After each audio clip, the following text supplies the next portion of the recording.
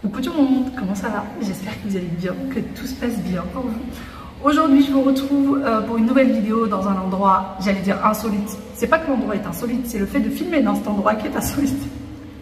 Je suis dans un hammam, je viens de finir, je suis toute propre, toute lisse. J'ai l'impression d'avoir une nouvelle peau, vraiment, d'avoir changé de peau. Après tout ce gommage, j'ai fait 2 gommages. Pour les gens qui connaissent le hammam, j'ai fait un premier gommage et quand la dame a terminé, je lui ai dit de me refaire un deuxième gommage tellement j'étais bien détendue. J'ai fermé les yeux, je l'ai laissé faire. Ça fait trop du bien. Ça fait trop du bien. D'ailleurs, après, je vais vous faire un petit tour puisqu'il ne reste que ma tante et ma mère dans le hammam. Sinon, il est vide. Je vais les éviter, bien évidemment, et je vais vous montrer à quoi ça ressemble. C'est le même endroit où je viens tous les ans. Et vraiment, j'aime beaucoup. C'est détente. C'est complètement détente. Et d'ailleurs, pour le hammam, il y en a aussi à Paris. Il y en a à Paris, sauf que ça coûte beaucoup plus cher. Je crois qu'à hammam à Paris, on paye aux alentours de 25 €, gommage compris. Ça, c'est vraiment le plus bas prix que j'ai trouvé sur Paris, c'est 25 €. Et ici, gommage compris, l'entrée plus le gommage compris, vous payez 5 € par personne. Oui, 5 € par personne. Du coup, on était 4, on a payé 20 €. Voilà, 20 € pour nous toutes. Et pour avoir un super gommage, pour être toute propre, regardez, j'ai les ongles tout jaunes. Ça, c'est parce que ma mère nous a fait une espèce de, comment dire, un soin pour le corps à base de safran, de café. Elle a mélangé vous savez, le reste du café, une fois que vous avez fait votre café, pardon, le reste du café avec du safran. Je suis fatiguée là, je viens de sortir, je suis avec la chaleur et tout, je suis épuisée. Avec du safran et du savon noir, elle a mélangé tout ça. Et après le gommage, juste avant de passer le gel douche, eh bien on a mis ça sur le corps. Et voilà, on a bien malaxé en fait la peau avec et tout ça pour enlever les dernières petites peaux mortes. Et ensuite, bah voilà, c'est tout. Et ça fait du bien, ça fait du bien. Donc certainement que je vais refaire ça à la maison. Allez, je vais vous montrer à quoi ça ressemble et puis je vais attendre qu'il termine pour partir.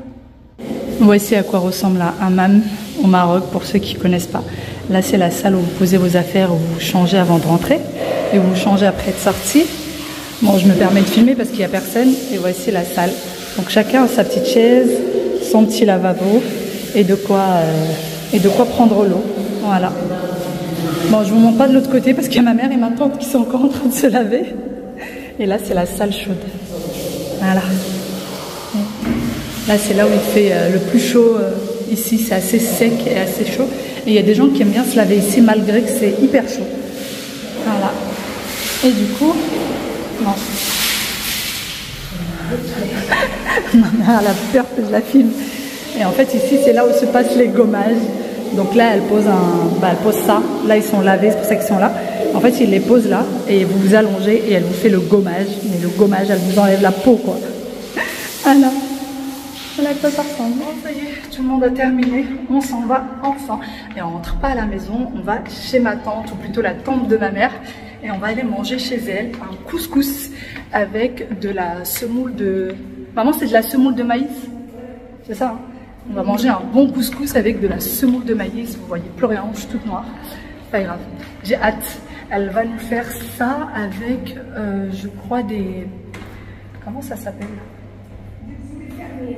Avec un poulet fermier, mais elle va mettre quoi d'autre dedans?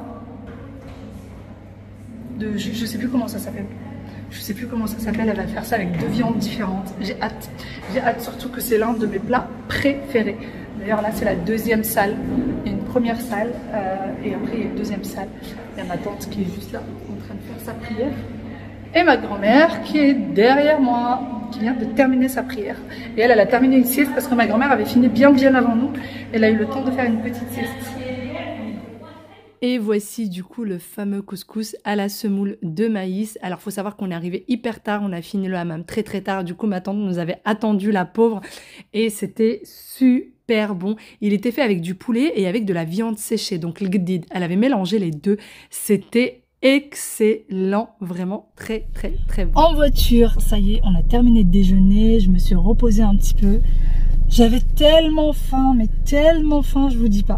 Là, je suis en voiture et je suis venue chercher mon cousin. J'ai dû répéter 10 000 fois. Shwiti, Shwiti, Shwiti Andy.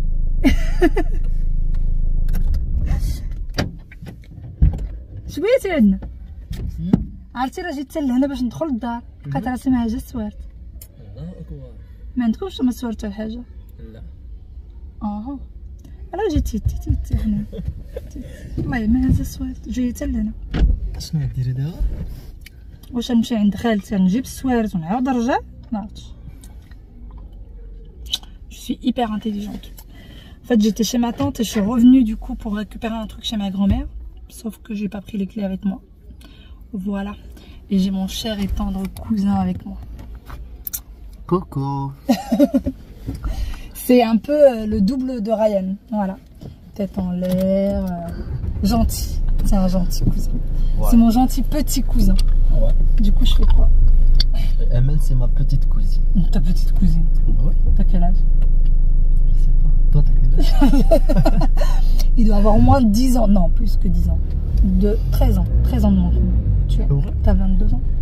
T'as 22? Non, 23. T'as 23, alors t'as 12 ans de moins que moi. Eh oui. Quand même. Je me fais vieille. Ah là là, je me fais vieille. دابا مشات خالتي والله ما عرفتش نمشي عند خالتي ولا ندوز directement. Je sais pas. J'ai un truc à récupérer à la Médina, j'ai un truc à faire à la Médina. Et du coup, je l'emmène avec moi. Voilà. Je l'embarque avec moi puisque tout le monde est fatigué, que personne ne veut venir avec moi, donc je l'embarque. Et je sais pas si je vais chercher les clés et je reviens faire ce que j'avais à faire avant de sortir ou si j'y vais directement. Je ne sais pas. Bon, c'est pas grave, on verra bien. Ça peut être de la Saint-Marcet.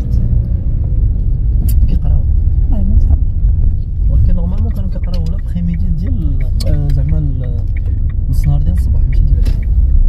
لا حتى الصباح كانت عندنا مدرسة. وي راه داكشي.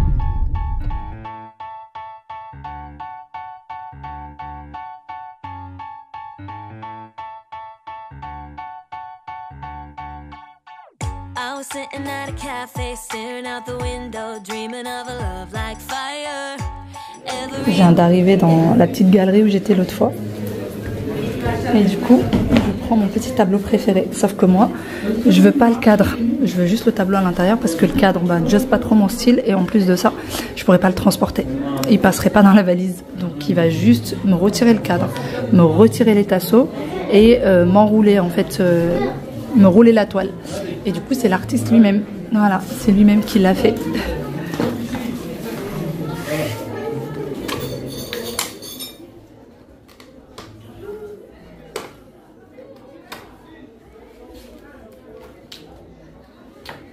إلا شي نهار عجبني شي طابلو نقدر نصيفط لك تصاوب ليا بحالو.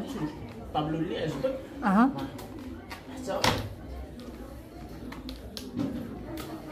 نعطيك باج انستغرام ديالي واخا حالات كاع مثلا شي طابلو عجبك ولا شي حاجه اها اوكي كاع الابار اللي عجبك مثلا شي طابلو تما ولا كما كان ما عندناش مشكل صافي كما كان الطابلو كنخدمو بزاف ديال لي ستيل وراه الا مشيتي مثلا لابلاج هنا ديال مدينه اسفي وراه دخل بعد الدخله ديال البلاج من واحد السيده سور كبير اها هذيك الخدمه ديالنا انا والدراري كنخدموا الجداري تبارك شتي قدام لابلاج هذيك خدمه فيها قدام لابلاج فين حسن؟ البلاج الدخله ديال البلاج ديك كبير لا ريزيرف اللي كاينه في سميتو ريزيرفوار كبيره عرفتيها داخل المرسى. Pour ceux qui ne comprennent pas l'arabe, je vous explique un petit peu la conversation. Donc j'étais en train tout simplement de demander à l'artiste si jamais un jour un tableau me plaisait ici en France ou peu importe l'endroit et que je prenais une photo et que je lui demandais de me refaire le même, est-ce que c'était possible? Donc il m'a dit qu'il n'y avait aucun problème, peu importe le tableau, il pouvait me refaire à l'identique et il m'expliquait également que c'était lui et ses amis qui avaient dessiné sur l'un des murs qui était à côté de la plage. En fait, c'est la société qui leur a demandé de dessiner à cet endroit-là. Et d'ailleurs, par la suite, il nous a également expliqué qu'il travaillait également pour beaucoup de sociétés qui leur demandent de faire des fresques sur les murs de leur société. Et voici à quoi ressemble la galerie. D'ailleurs, il y avait également un enfant qui était en train d'apprendre à dessiner. Et donc, l'un des peintres était en train de lui donner eh bien, des petites astuces et de lui apprendre à dessiner. Et regardez les tableaux, vraiment, ils sont incroyables. On a l'impression que c'est des choses qui ont été imprimées. Et il faut savoir qu'il y a 3 artistes qui exposent dans cette galerie, 3 artistes différents, chacun son style, et donc ils se partagent la petite galerie qui est magnifique. Je tiens tout de même à faire une petite précision. Ne pensez pas que je suis en train de lui faire de la pub, absolument pas. Le tableau, je l'ai acheté avec mon propre argent, mais je trouve tellement le travail incroyable que je voulais vous le partager. Pour la petite histoire, j'ai énormément aimé l'ambiance qui dégage de ce petit endroit. Alors c'est une galerie qui est perchée au fond des escaliers, qui est un petit peu cachée, qu'il faut vraiment voir, faut vraiment avoir l'œil pour voir que cette galerie est là. Et vous avez pas mal de personnes qui viennent, que ce soit des jeunes, des moins jeunes, qui viennent, qui prennent des photos, vraiment juste des selfies, des stories, Instagram, etc., des petites photos, et qui repartent, qui remercient l'artiste et qui repartent. Et vraiment c'est dans la bonne ambiance bon enfant, avec une jolie musique, etc. Et personne ne les empêche de venir juste prendre des photos et repartir. Voici du coup comment est-ce que je vais transporter le tableau. Donc moi, je ne prends pas les tasseaux et je ne prends pas le cadre non plus. Donc il va me l'enrouler et je vais tout simplement le mettre dans ma valise. Une fois à Paris, je vais le mettre dans un cadre. Tout simplement, je vous montrerai ça. Je ne sais pas pourquoi, mais ça me tient vraiment à cœur de vous faire vivre les moments avec moi. Voici du coup l'entrée de la galerie. Donc vous avez des petits escaliers qui donnent directement sur la Médina, qui est toujours bien ambiancée et toujours bien remplie. Comme vous l'avez vu, il y a pas mal de dessins de manga pour les fans de manga, que ce soit sur tableau ou sur des petites assiettes comme ça. J'ai trouvé ça vraiment très mignon. Ce jour-là, j'étais vraiment venue tout simplement pour prendre ce tableau, et vu qu'on on avait croisé l'artiste, ce qui était absolument pas prévu, et il nous a expliqué plein de choses sur son art. Comme vous le savez, les artistes aiment tellement ce qu'ils font qu'ils ont envie de le partager, donc il nous a expliqué pas mal de choses. Le temps est passé et lorsqu'on est sorti, il faisait déjà nuit, sachant que moi j'étais venue vraiment que pour récupérer mon tableau et rentrer. Et pour mon cousin, en fait, il était venu avec moi puisqu'il devait croiser des amis à lui. Donc ensuite, je l'ai laissé et je suis repartie. Mais avant de le laisser, je l'ai accompagné jusqu'au café où il devait croiser ses amis. Il m'a promis une vue incroyable depuis ce fameux café qui venait juste d'ouvrir depuis moins d'1 an. Donc je l'ai suivi pour prendre un petit jus. Je n'aurais jamais dû monter là-haut puisque non seulement j'ai attrapé froid, je suis tombée malade puisqu'il faisait assez frais cette nuit-là, mais en plus de ça, ce n'était absolument pas la vue espérée. C'est sympa, mais c'est vrai qu'il y a des cafés sur Asfi qui sont bien plus beaux, où vous avez vraiment des vues sur la mer, où vous avez la vue sur des places incroyables, sur des endroits incroyables. Là, on donnait un peu plus sur un parking qu'autre chose. Mais je vous emmène tout de même avec moi pour vous faire découvrir l'endroit. Peut-être pour les gens d'Asfi, ça peut peut-être vous intéresser, ou pour les personnes qui seraient de passage. Sachez qu'il y a la Wi-Fi dans ce restaurant.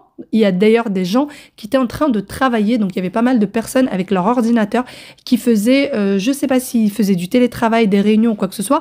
Dans la salle rouge, tout au fond, il y en avait pas mal avec leur ordinateur. Et le restaurant est plutôt joli, extrêmement grand. Vous voyez, il y a vraiment énormément d'espace. Il ressemble un petit peu à un riad. Vraiment très grand. Donc là, c'était absolument pas la saison et donc il était plutôt très vide et c'était vraiment pas le moment où il pouvait être plein. Donc voici la fameuse salle où on était censé avoir une magnifique vue. Donc la salle en elle-même, elle est très jolie, mais la vue donnait surtout sur un parking, comme vous le voyez avec moi. Donc voilà, peut-être qu'en plein jour, on aurait eu une meilleure vue, mais là en pleine nuit, le parking est pas mal non plus. Je vous retrouve bien après avec une mèche qui est en train de se faire la malle.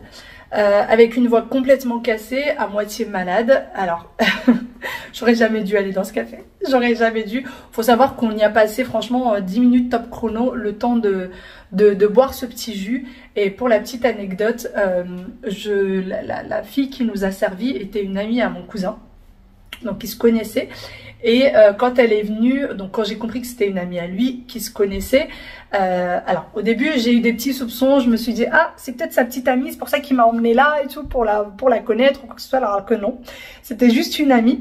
Et donc quand elle est arrivée, je lui ai demandé mon jus. Donc au début je lui ai dit un jus d'ananas, elle est partie, elle est revenue, elle m'a dit pas de jus d'ananas. Je vous donne tout le détail. Oui, je vous donne tout le détail. Donc, elle a fini par me ramener un petit jus d'orange. Et donc, lui, il avait demandé un, je sais plus, je crois que c'était un café latte. Et quand il a demandé ça, je lui dis, ah non, non, lui, tu lui ramènes rien. Donc pour rigoler, elle est partie, elle est revenue avec mon jus, et lui, elle ne lui a rien ramené. Donc on attend, et au bout d'un moment, je l'appelle et je lui demande, bah, il est où le café latte? Elle me dit, mais tu m'as dit de ne rien lui ramener. Donc en fait, elle lui avait rien ramené. Fallait attendre qu'elle lui ramène son petit café, etc., etc. Mais bon, c'était très très drôle parce que la fille, elle avait l'air d'être épuisée, la pauvre. Vraiment, elle avait l'air d'être lessivée totale. Et on a bien rigolé. C'était une petite jeune qui travaillait pour ses études. Donc voilà, elle était toute mignonnette. Et sinon, bah, du coup, lui, après, est resté là-bas pour attendre ses amis. Puis moi, je suis partie. J'avais 2-3 petites courses à faire sur mon chemin que j'ai pris. Puis j'ai pris ma voiture et je suis rentrée. Ma tante était en train de nous attendre. Oui, c'est ma tante qui nous a encore fait à manger ce jour-là. Elle nous a pas mal nourris pendant les vacances, là.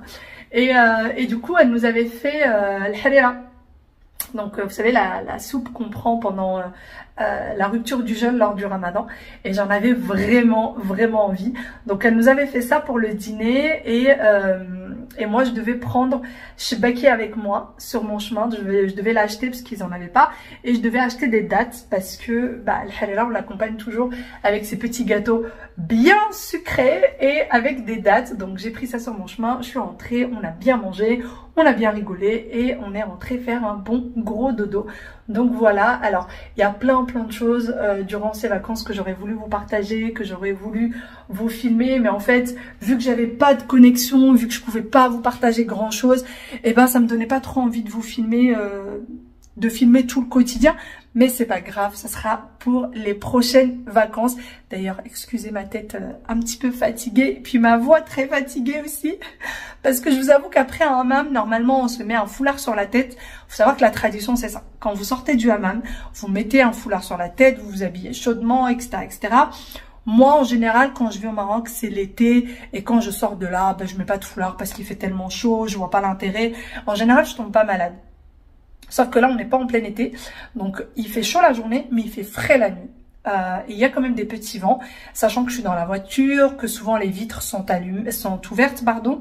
Et donc, il y a pas mal de vent. Donc, j'ai attrapé froid. J'espère que ça va aller un petit peu mieux. Allez, sur ce, j'arrête de plaindre. Je vous fais d'énormes gros bisous et je vous dis à demain pour une nouvelle vidéo. Bye bye, prenez soin de vous. Ciao, ciao.